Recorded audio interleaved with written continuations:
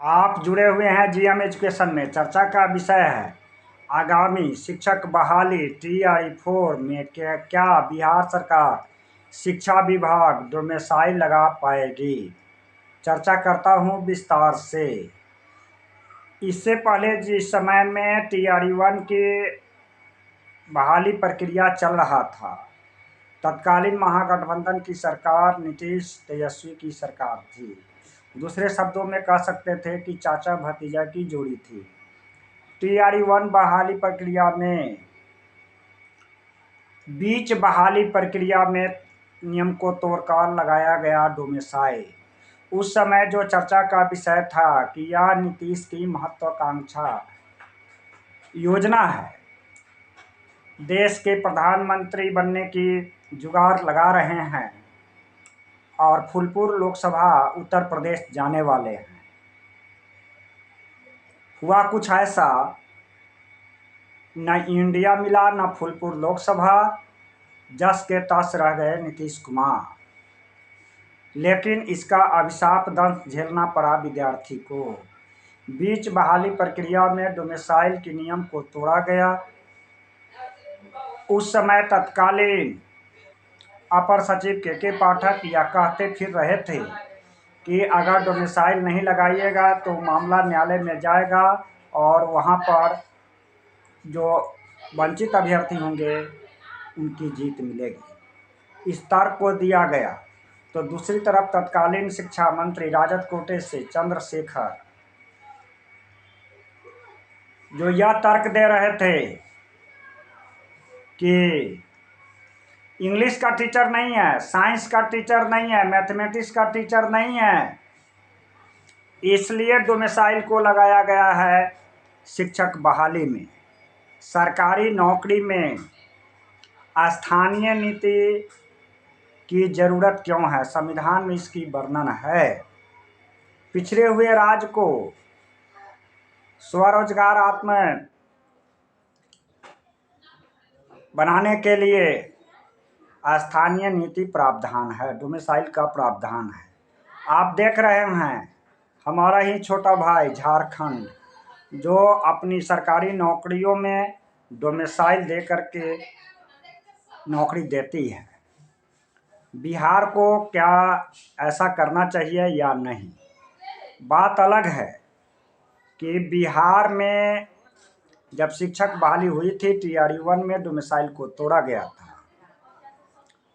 उस समय डोमेसाइल नहीं, नीतीश की महत्वाकांक्षा योजना बताया गया था। दूसरी तरफ तत्कालीन शिक्षा मंत्री चंद्रशेखर इस बात को कहते फिर रहे थे कि बिहार में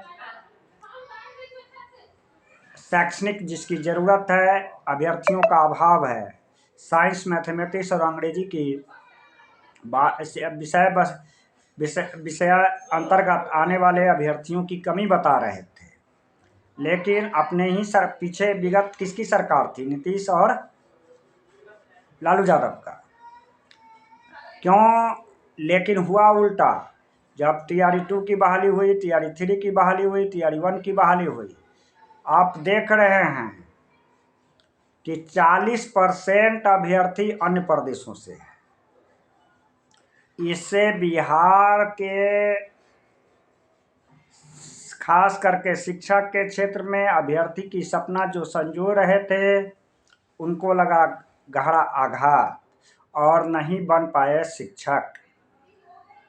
तर्क यह दे रहा था कि अपना देश केवल बिहार तक सीमित नहीं है। JD प्रवक्ता नीरज कुमार यह भी कहते फिर रहे थे कि आप रेलवे की वैकेंसी देख लें। आप दूसरे राज्यों में जाते हैं नौकरी के लिए तो दूसरे राज्यों को अपने राज्य में नहीं दीजिएगा, यह संविधान का लोकतांत्रिक अधिकार का उल्लंघन है। बात सही भी लगता है। लेकिन अन्य शिक्षक की बहाली केवल बिहार प्रदेश में नहीं होती है।